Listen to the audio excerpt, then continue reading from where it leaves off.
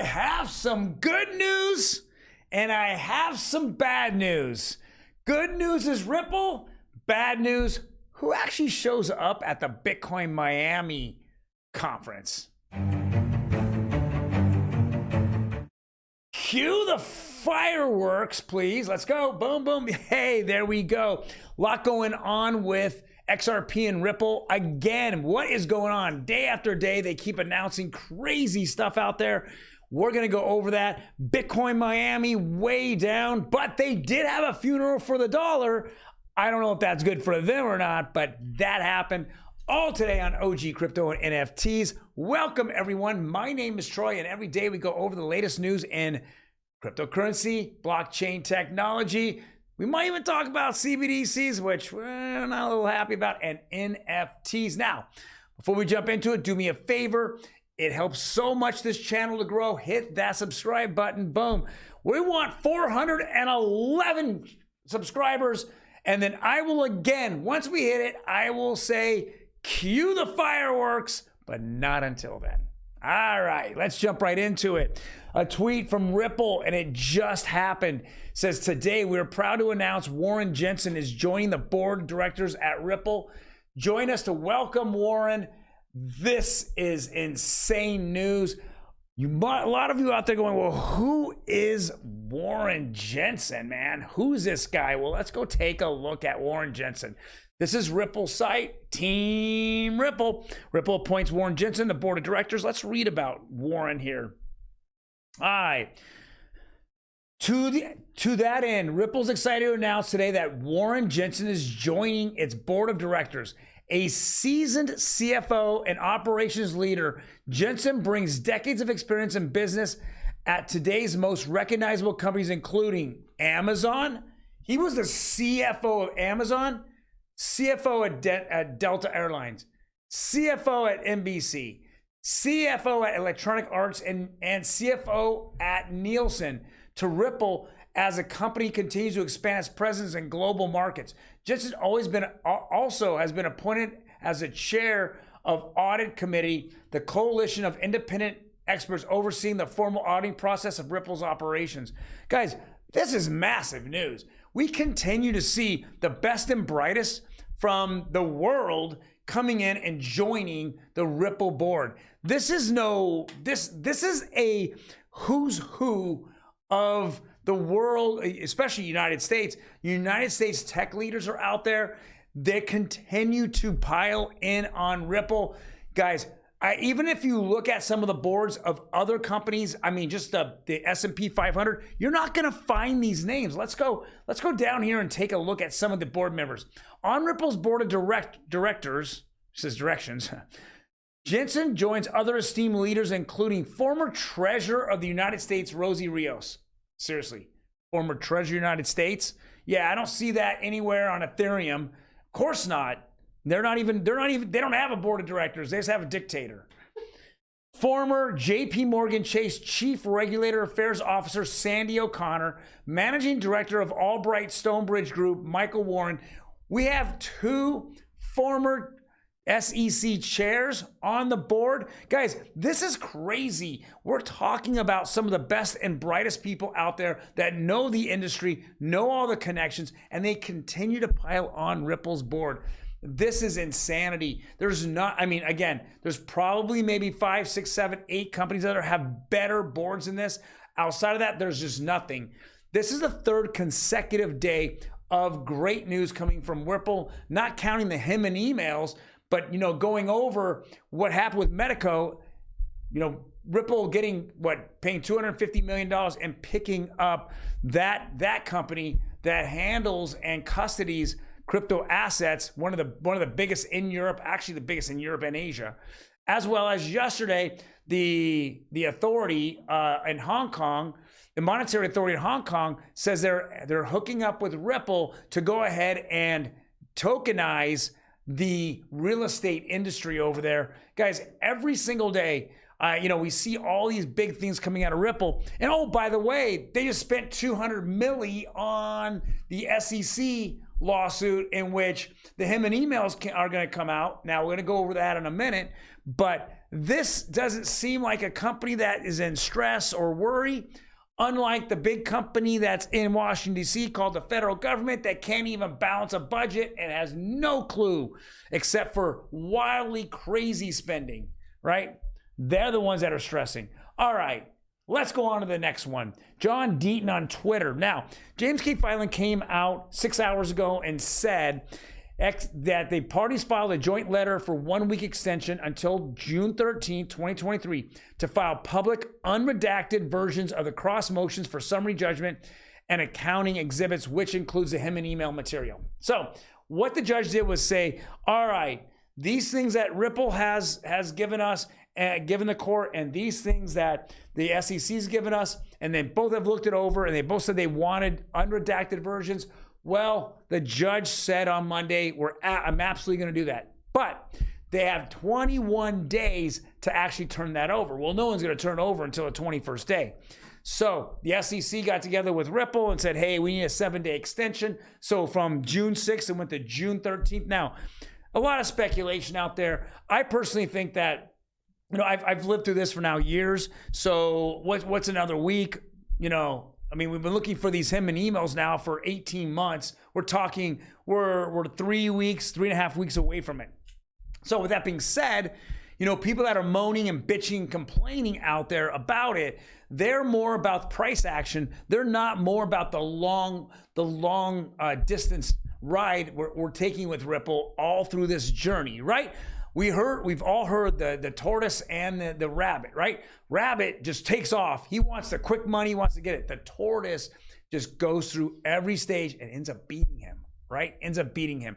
You don't like it, sell your XRP, move on.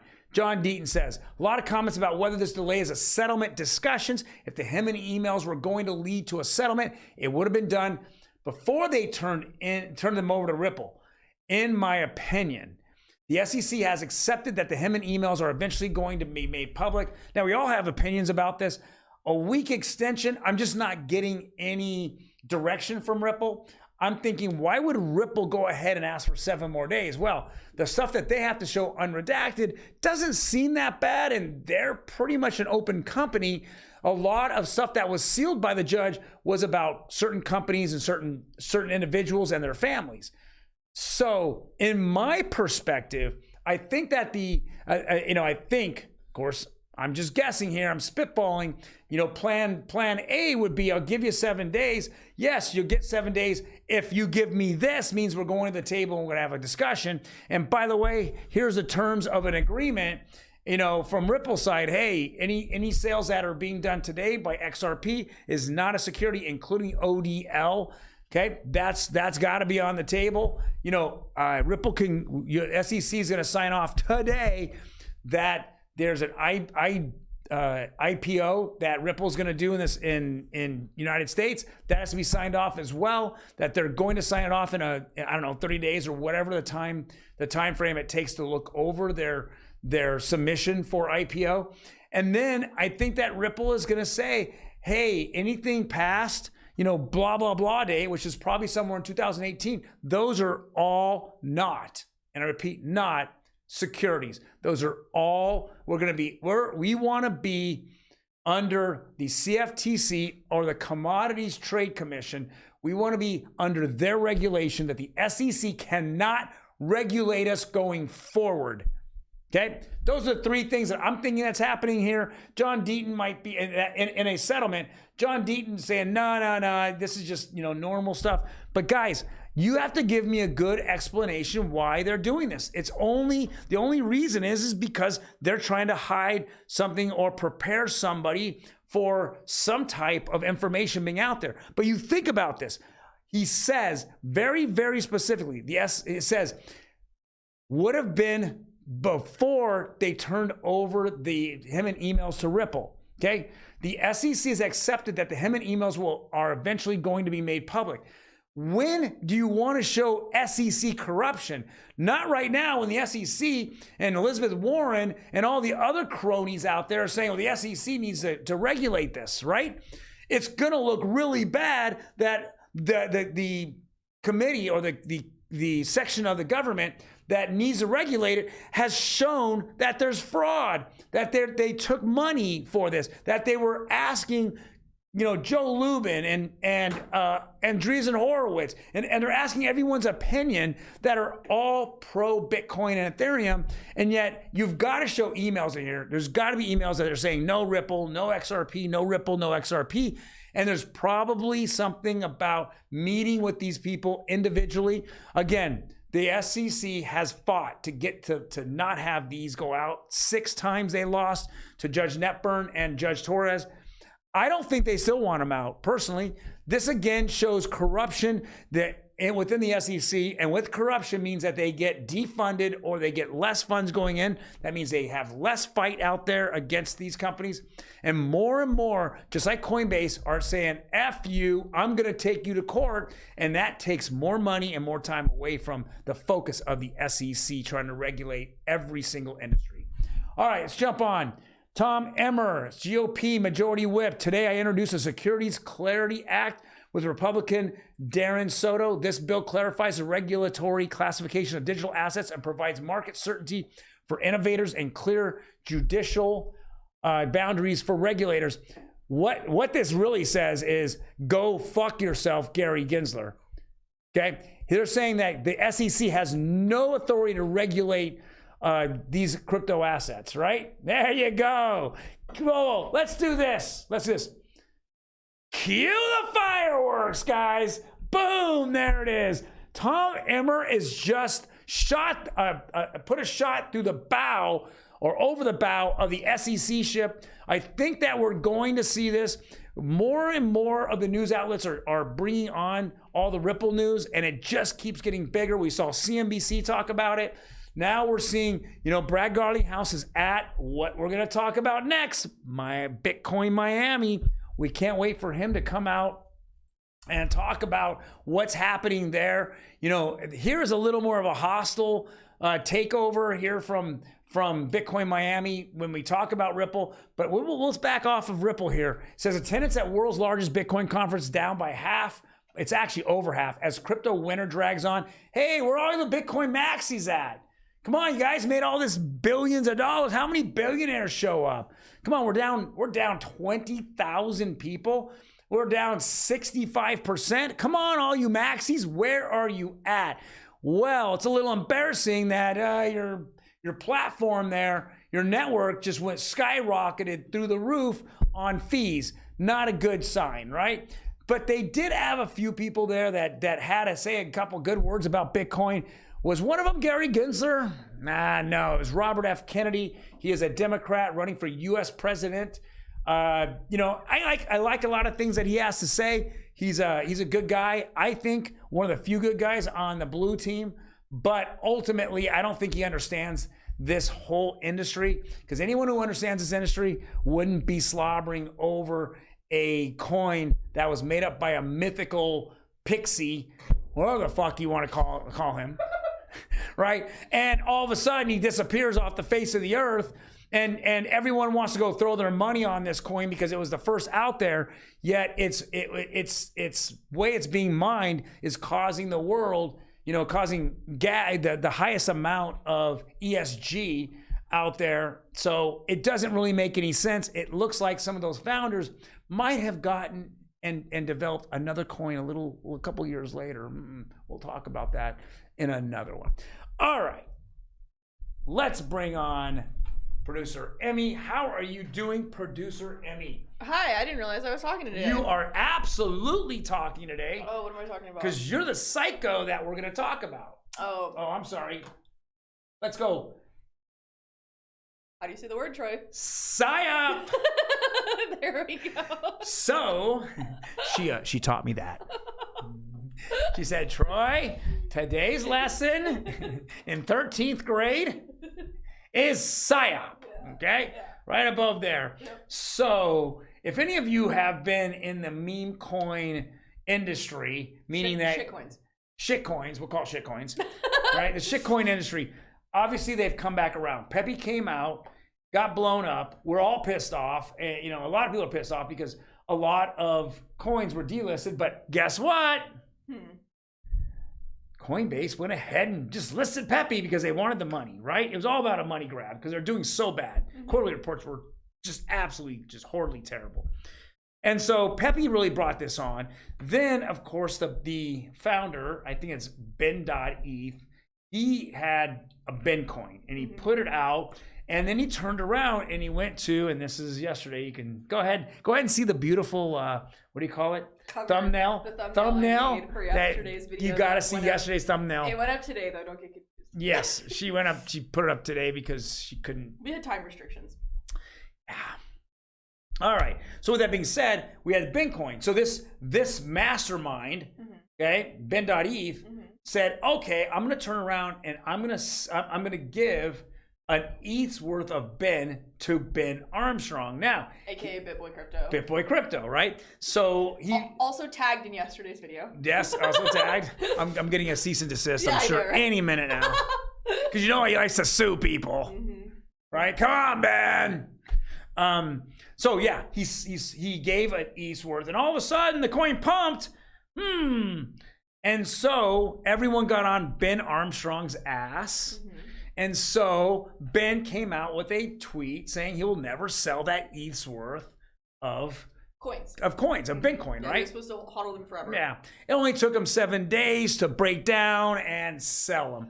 And he bought the Bitcoin, the entire Bitcoin idea away from Ben.eth.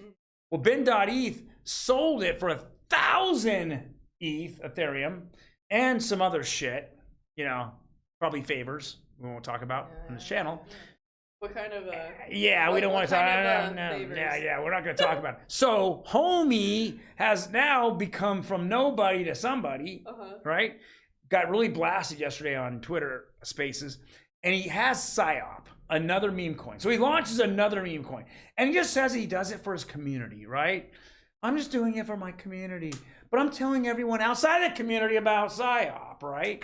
So now he's getting blasted. So it's supposed to launch yesterday. And then, of course, you have all the FUD that surrounds it, thinking that he's a douchebag. And a lot of people still think he's a douchebag. But the thing is, this type of conversation surrounding BitBoy, this is, you know what I mean? No. It's not. Around meme coins, yes. But around, pump and dump and shilling coins and shilling companies.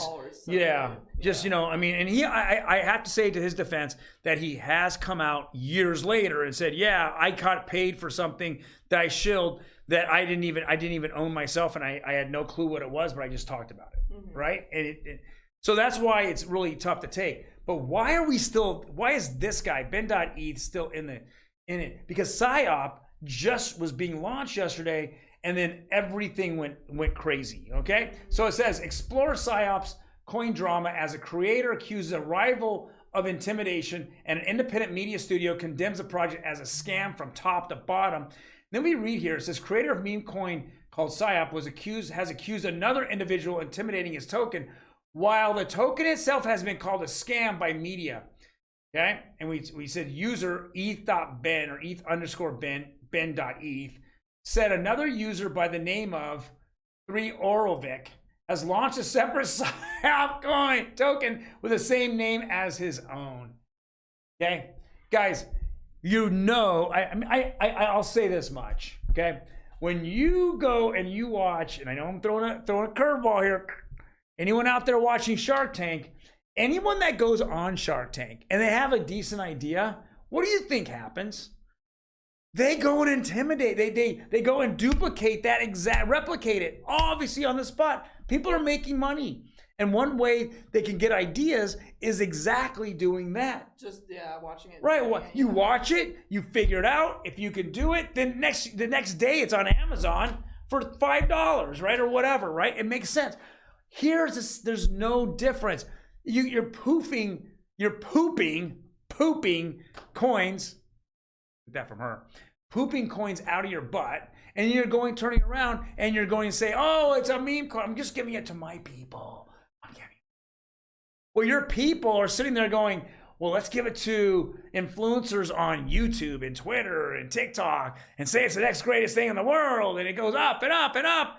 And then by the time you hear about it, the retail hears about it, they just go ahead and dump on retail.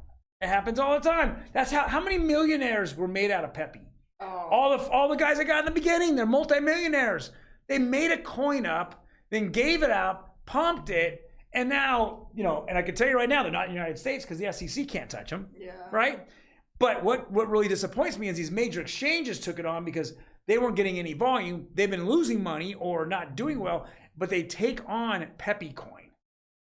And so they can make all the fees off of it. Ridiculous. Completely ridiculous. So let's get off of PSYOP. It looks like it's just a mess right now. Who knows if they're going to launch it. It's just garbage in my eyes. All right. Next one. Deadfellaz NFT owners can now use their avatars in Twitch streams. Very, very nice here. I mean, this is a really good community, the Deadfellaz. I like it. It says the Ethereum project just launched Streaming Fellas, which is pretty cool. Letting NFT holders appear as their zombified avatars on the stream and video calls. This is really cool. It reminds me of when iPhone first came out with those like animal filters you could put over your face and stuff like that, but it's with the NFT to hold via Deadfellaz. I think this is a really interesting concept. I like it a lot. I hope we continue to see this type of innovation in the NFT space more than like if you buy this Gucci NFT, you get this Gucci necklace. Yeah, you know what I mean? Or you get 5% off for the Gucci. I want to see other stuff like this. I want to see utility that's if it's not going to be retail and it's just going to be for entertainment. I want it to be like this. Right. I think this is great. Well, guys, I think that wraps us up today. I appreciate you just hanging out here. We're probably on the 10-15 minute Oh rail. no, we're much deeper than that. We're much deeper than that. We like to get everything really clear on what's happening out there in the blockchain. Unfortunately, I promise next week it'll be less XRP and it'll be more shitcoins. Just kidding. It'll never be less XRP. Never. You guys take care. We will see you Monday. Bye.